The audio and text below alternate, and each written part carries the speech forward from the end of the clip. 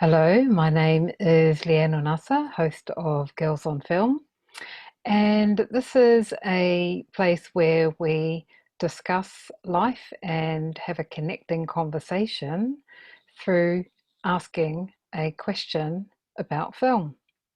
And this week's question is, what is the film that touched your heart the most?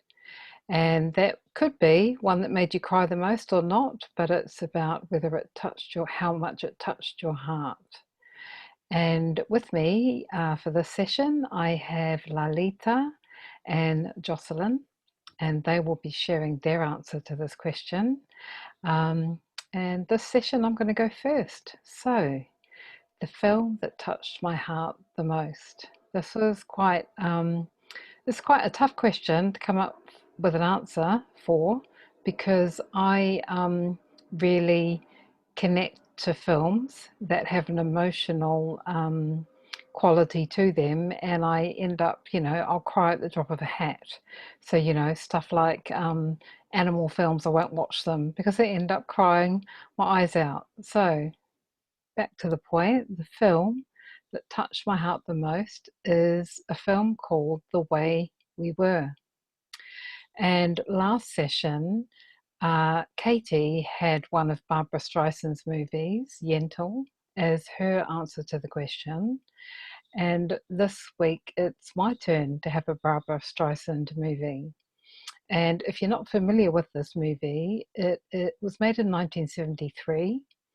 It's really a movie about people from two completely different worlds. He is what is known as a W.A.S.P, so white Anglo-Saxon Protestant, I think that stands for, but basically in English-speaking terms, that would be middle class or upper class. And she is a working class Jewish girl, and she's a political activist. And it follows their relationship from the 1930s to the 1950s into I think it's early 60s. And she is always politically active. He recognizes that he's quite privileged, but he does have an awareness that his upbringing has given him privilege, and he supports her in her activism. However, this creates a problem in their relationship because he is in an industry where she is fighting against some of the stuff that his industry perpetuates. To cut a long story short, they end up having a relationship, they get married, she ends up pregnant, and right at the point where I think she's just given birth to their daughter, they split up because they realize that even though they love each other very much, they're just not compatible, because she's this political activist and he is, from a very privileged background. And much as he might try to understand her world, he really doesn't understand her world and her motivations. And yeah, the end of the film is really heartbreaking, because it fast forwards to many years later after they've split up, and the daughter is growing up, and the Barbra Streisand character bumps into him on the street, and you know does like the expected thing and invites him over for dinner, um, to which he then says, well, I can't. And there's a lot of unspoken understanding of why he can't. And he asks about their daughter and whether her current husband is a good father to their daughter. And then they part ways, knowing that they'll probably never see each other again. But they have a hug that is so full of, all of the way we were.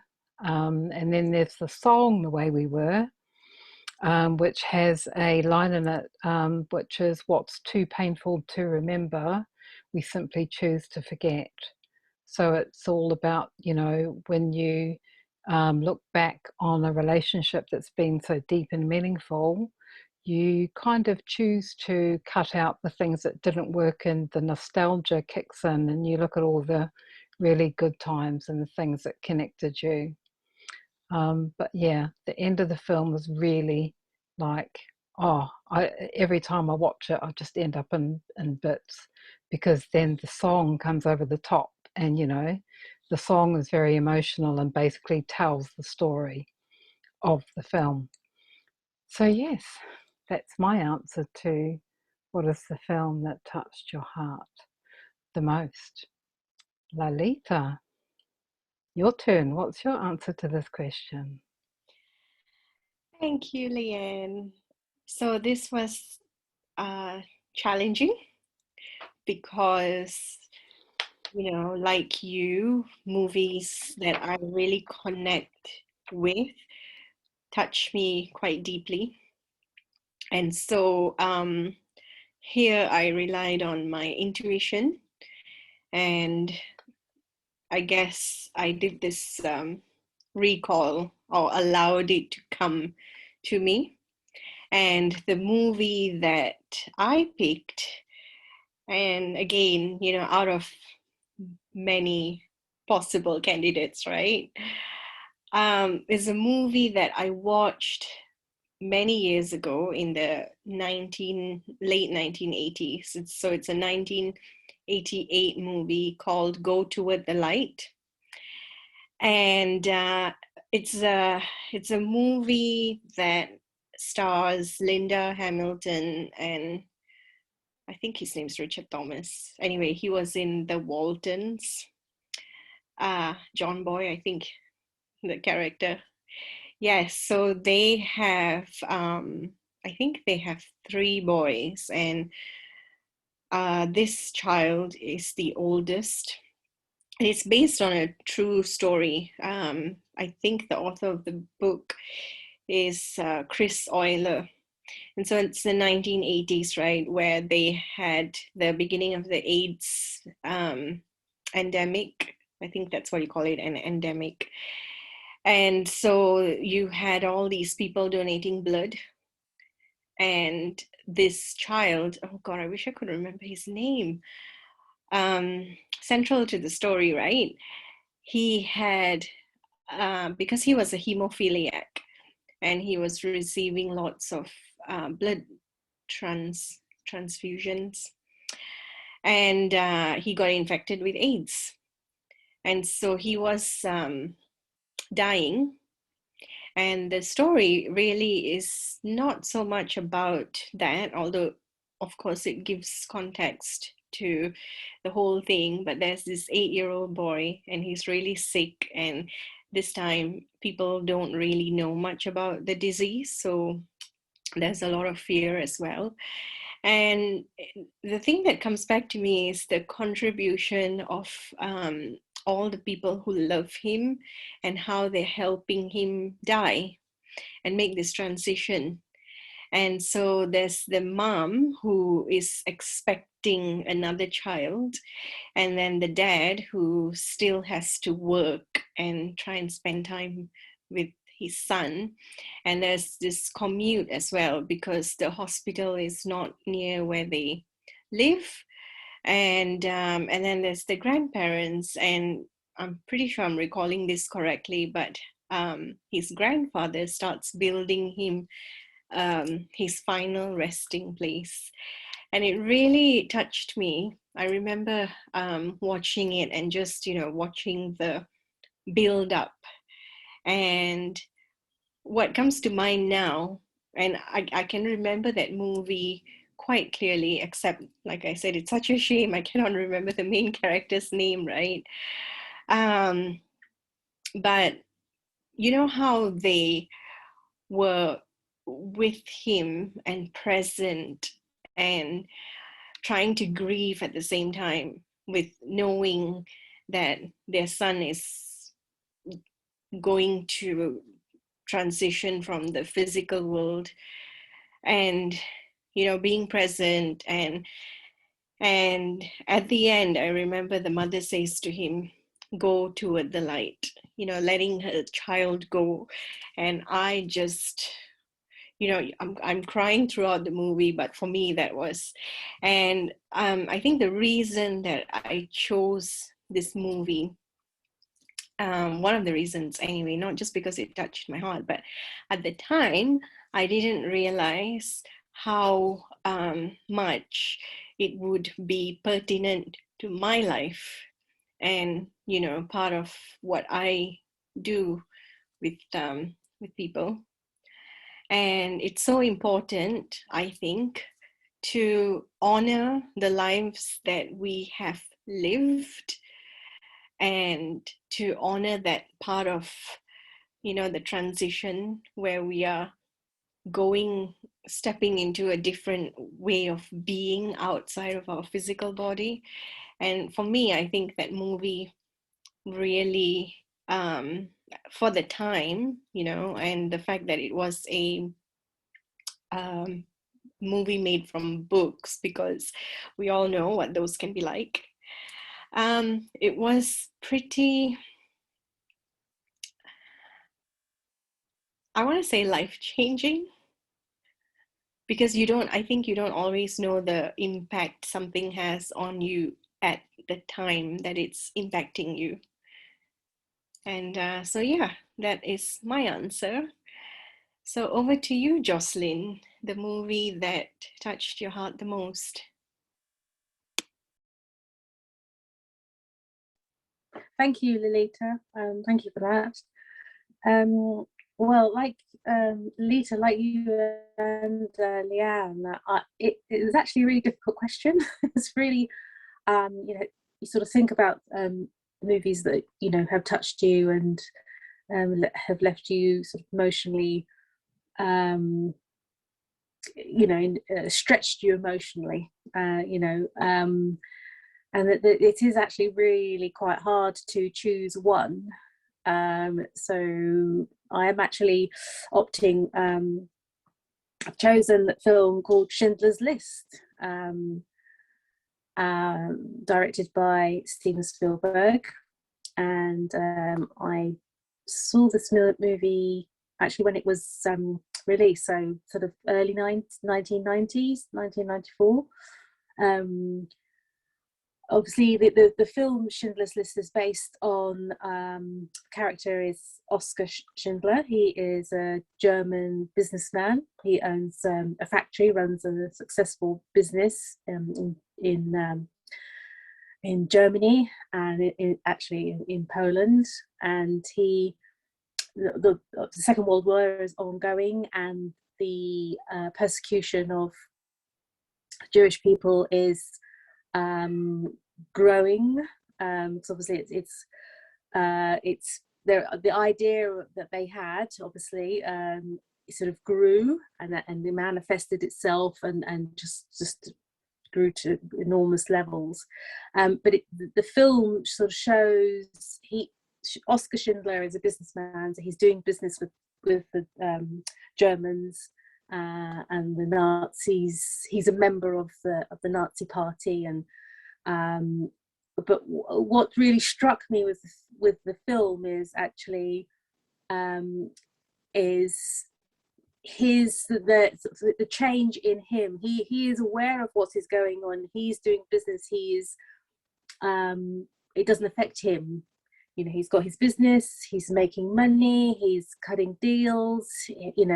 He's on the up and up, as they would say.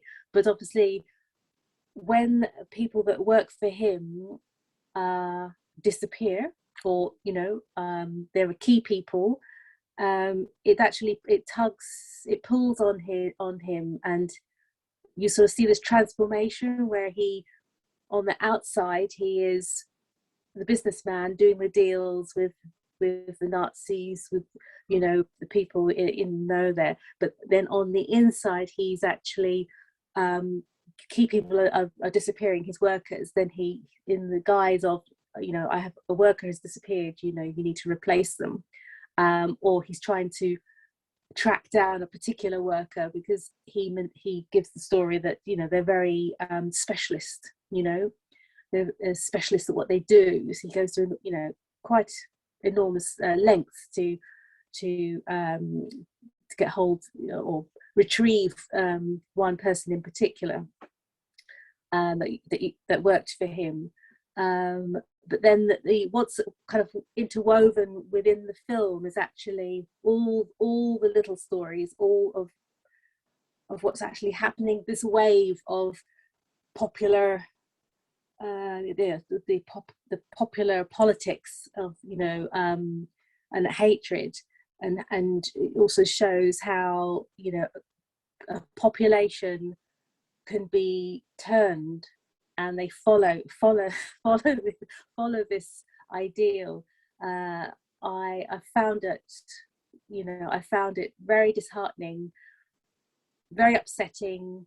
The brutality, and I've seen films, I've seen documentaries, and I've seen films and dramas and things like, on this subject of the Second World War, of people being brutalized, especially with the Jewish people ghettoized, and then that whole, I have seen things, but I think the way that Spielberg actually, with his team, how they actually pulled this film together is really quite masterful, because it touches you on every single level. All stories are interwoven, and it shows in quite brutal light, how different individuals made decisions for right or wrong, and the consequences of those. And for me, so the film left me quite quite emotionally, like I was very upset, but it also I was thinking a lot about the things that had happened then, because I do feel that often these things happen time and time again. They are still happening.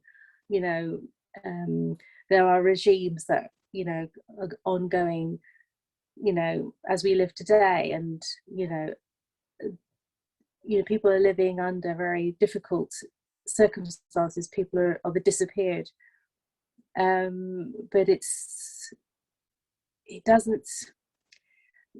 not like we turned a blind eye to it, but in a way we have, because it's not on our doorstep.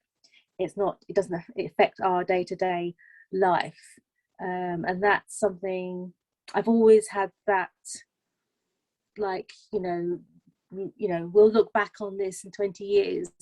People will go, oh, what did you do? Or how did you feel about so-and-so that was going on? Or Syria, and, how do you feel about that? What did you do? How did you make a difference? And I kind of think it's actually the same type of thing. So the film I've chosen is Schindler's List. It affected me deeply, and it does make me think about a lot of different things. I like to try to make a difference. I like to try to stand up for people that are in a sort of less situation. But that is my choice. So over to you guys. Thanks, Jocelyn.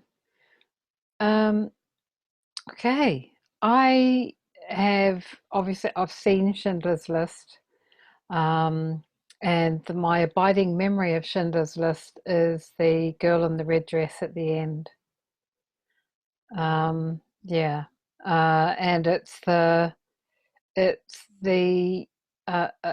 I guess it is the pinnacle of Steven Spielberg's work, because it was extremely personal for him to make that film. It's one of those films where I would happily never watch it again. Having said that, I fully appreciate the film and what it would have taken to make it. It's a brilliant film. Go Toward the Light, I've never heard of that film. Sounds, it's going to sound weird. It sounds like a really good film, and it's a film that I'll probably go and track down to watch. And when you were talking, Lalita, it reminded me of Philadelphia, which was around the same time, with Tom Hanks as the main character. dying of AIDS. And it was definitely an 80s theme, I guess, for films.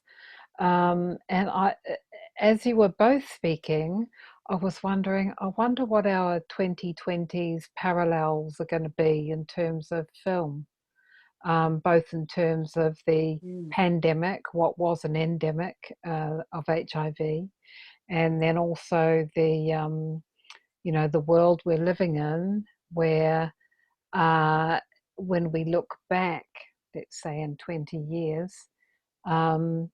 were we living in a world where we were being, slowly but surely being herded in a particular direction? And, are we being conscious and awake to that as it's happening? Or are we being like the toad that's being boiled slowly in a pot? Anyway, won't say any more on that. I've said, I talked on that before when Lalita talked about the zookeeper's wife. So it's interesting that we've got another theme of, World War II has come up again. So yeah, that's me and my observations of your guys' choices. Lalita, over to you. Thank you. So I had to have a little quick look up of the boy in Go Toward the Light. His name is Ben. I couldn't leave it. I had to. So I wanted to just add, because when Jocelyn was speaking, and this is interesting, right? Because if I recall correctly, when Schindler's List was released, I think they banned that movie in Malaysia. Oh. And so this is perhaps a little bit controversial, but I'm controversial, so I'm going to say it.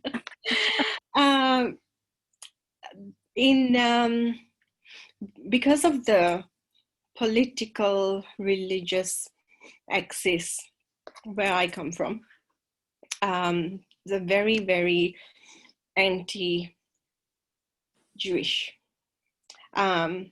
Not everybody, right? But because of the whole Jew-Muslim thing. But that said, I want to stress that I'm not talking about every Muslim, obviously, because I'm not going, you can't tar people with the same brush. But because of the whole politics around the whole Palestinian Jewish, or actually it's not Jewish, Palestinian Israel thing, that is why the some people back home have a I think suspicion, like they view Jewish people with a lens of suspicion. And so some people actually don't believe. Did you know that some people don't believe the Holocaust happened? Well, yes, I have heard of. Yes, I have heard of there. Yes, I have heard of that. There are, there's a sector of society that holds, but not to trivialize the subject matter, but are they in the same camp as the people that believe Jesus? I mean, Elvis is still alive. Who is still alive? Elvis. Oh, maybe.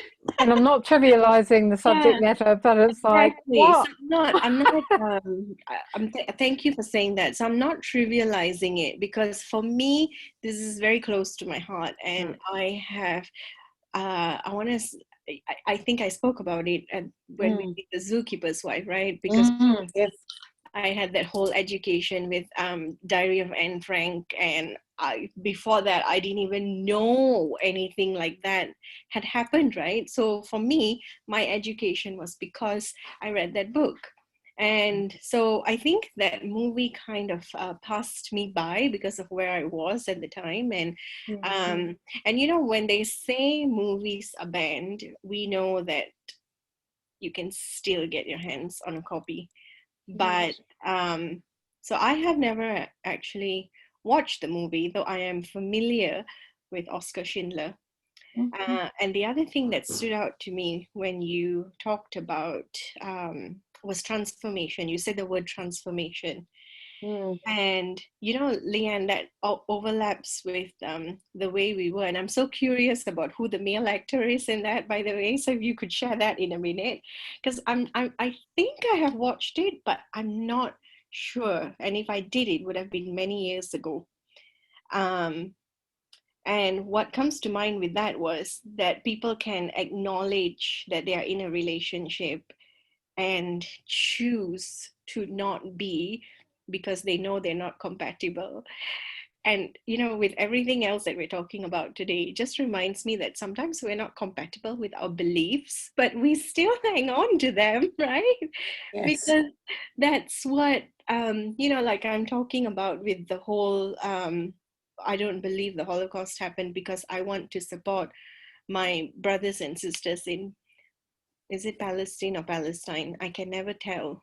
Palestinian brothers and sisters, but you don't have to choose. You can be a human being and still support all the people who are having who are being dehumanized. Yes, exactly. You know, that's not contained to any one country, race. Absolutely. No, absolutely. I quite agree with you on that. And I think the one thing for me about the film on the Schindler's List is, so that captures, you know, the horrendous situation that was happening. You know, the Jewish people were being victimized, and then as a race, you know, they decided they wanted to erase them, and it just, you know, in just such a way, it was just abhorrent. But also it also identifies something about human societies through time. They have this awful way, this pattern of, if something is not, if things don't appear to be going their way, a certain way, then they will develop the idea of, oh, this could be better if we only just got rid of this particular society or that particular, then, you know, it would be good, it would be okay. And it's quite interesting to see through time how the power of, you know, people that will join sort of haters or, you know, things that are not right, join that bandwagon to eliminate, you know, a distinctive group or people that are different. And it's really hard to take it on board, to see this happening, you know, even, you know, we're living now, you know, but just to realize, you know, the last, between the Second World War and now, all the things that have happened, you know, in the world, you know, and it has followed that same pattern. So it's really difficult, you know, and it can happen on a really personal level. I mean, we're talking about Jewish, you know, people have ideas that you're not part of us, but, you know, you're kind of condemned.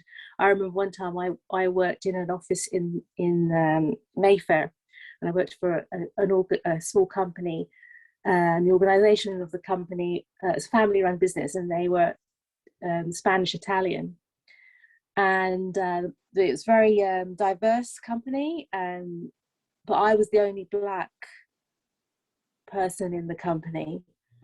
And the chairman of the company was was Italian, but very old, elderly man.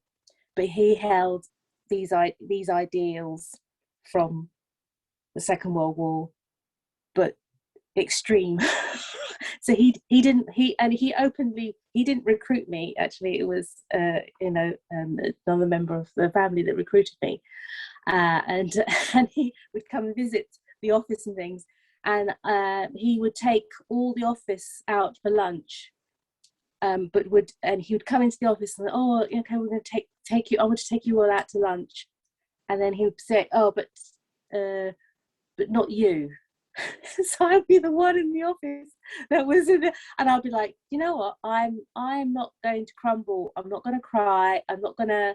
I thought, if you think you're going to break me by being outwardly nasty, I'm not going to be rude to you because you're the chairman and whatever. So it was accepted. Everybody else accepted. Oh, okay. When the chairman comes, he's an old guy. We have to be respectful. He'll take us out to lunch, apart from you know who.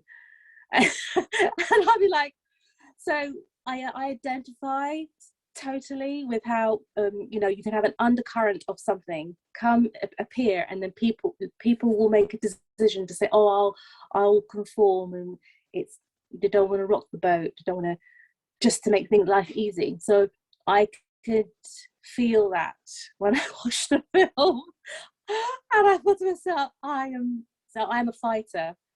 I'm a subversive or whatever, but I could totally identify with Jewish people who were just leading a normal life, and then the circumstances started to change. You couldn't go out and shop with whatever you had to, then you weren't allowed to buy anything, or I did connect with that. And I'm not Jewish, I'm just black. So but yeah, but again, the film really, Leanne, it's a beautifully made film, but the stories are so pertinent still today, and so yeah, very, very, very powerful message. But I didn't know that it was banned. So this is another thing. I'm in the West. We just view everything from the West, and so I didn't know that the film was banned in Malaysia. This is new to me. I'm like, okay, it's something else I want to kind of, do a bit more research. So thank you for sharing that with me.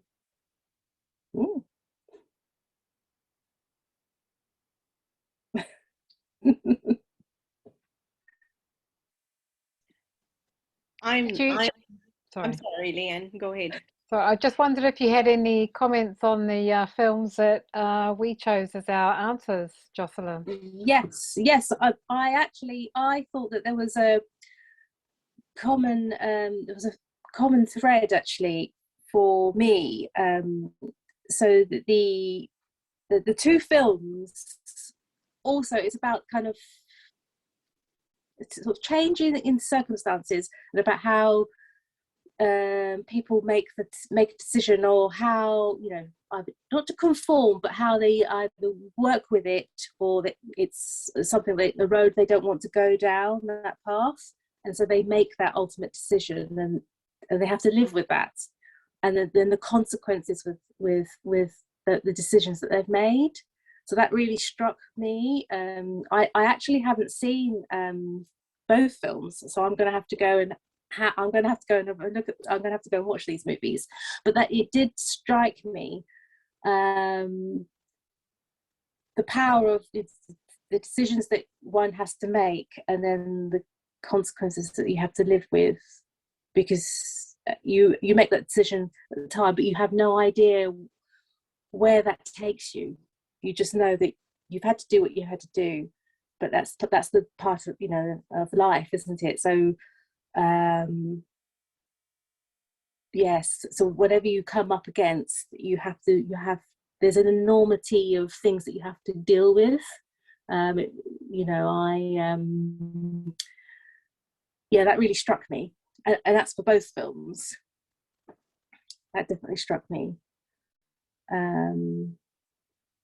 So that's how I felt about that. I definitely felt there was a common theme between the two, for both the films. So I thought, I'd definitely like to watch the movies. Lalita, you wanted to say something? I'm just going to try and recollect. But did you have anything you wanted to say before that? Whilst I...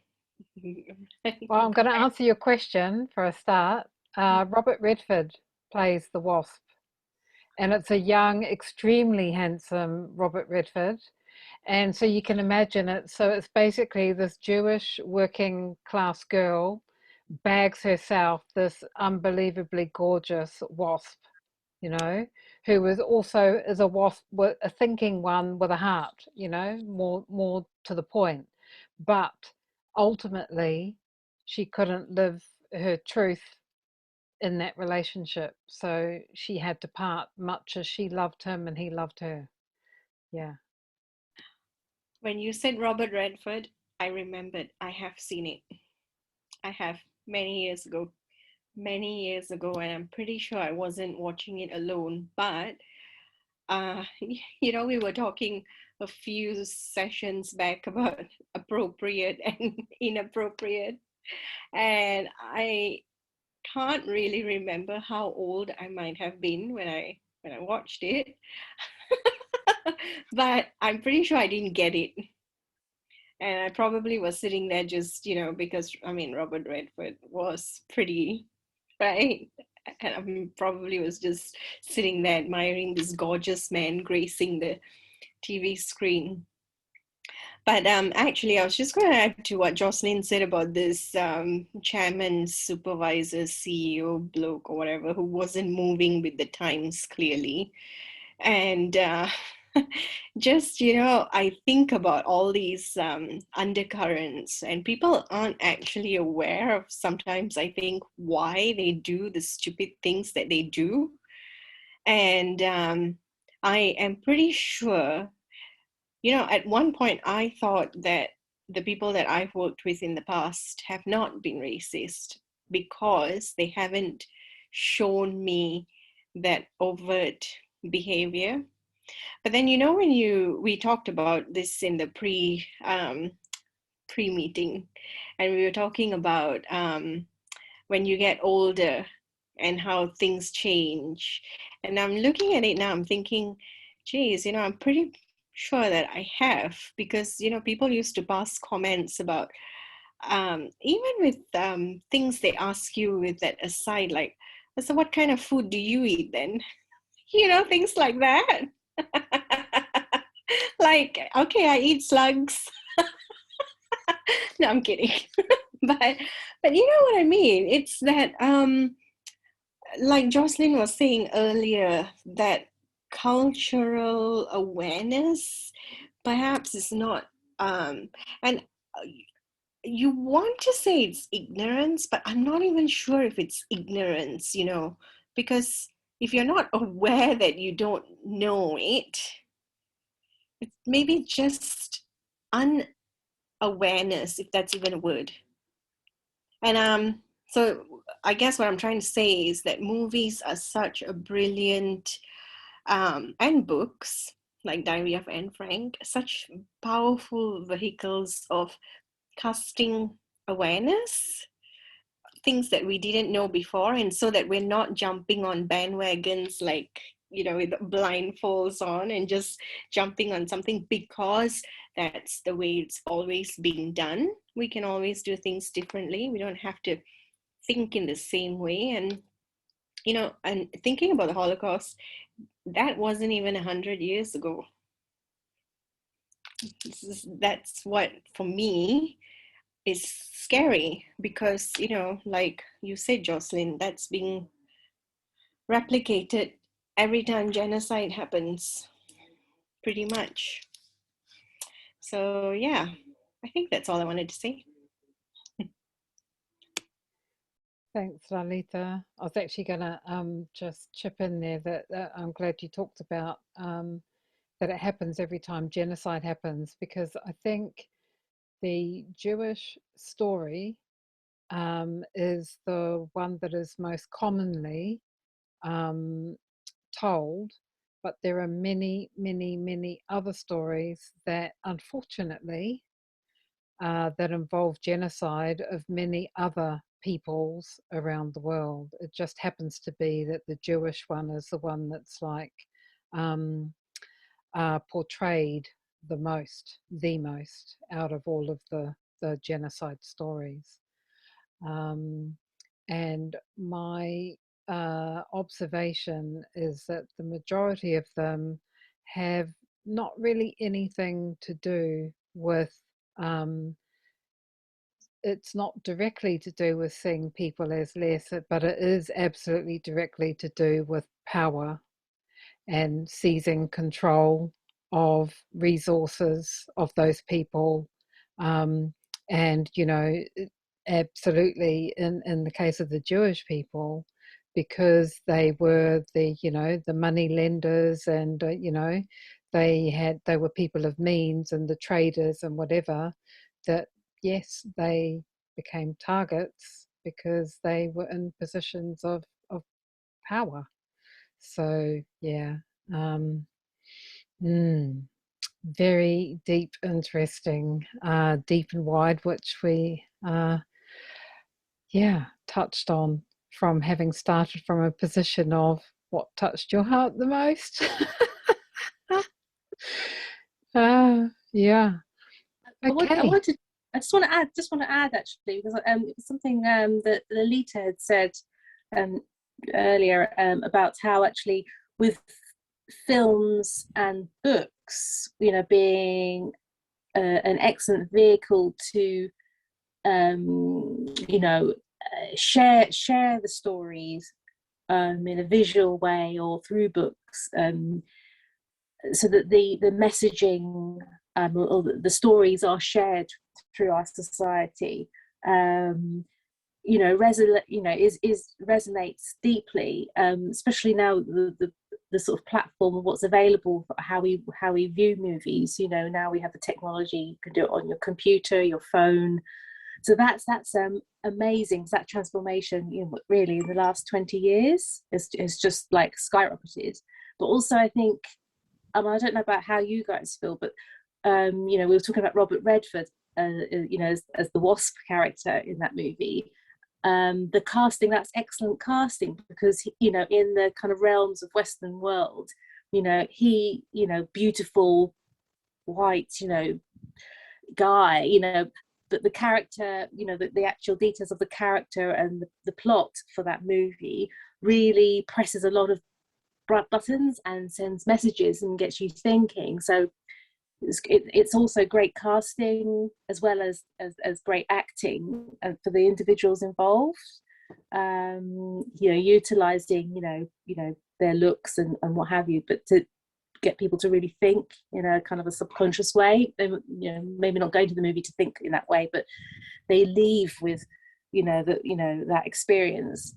And I think also in the last sort of 10, 15 years, the scope, or how in movies they are sort of stepping outside of the sort of the norm of that realm. So you have sort of more actors, not just your kind of your white, blue-eyed, chiseled kind of boy or man.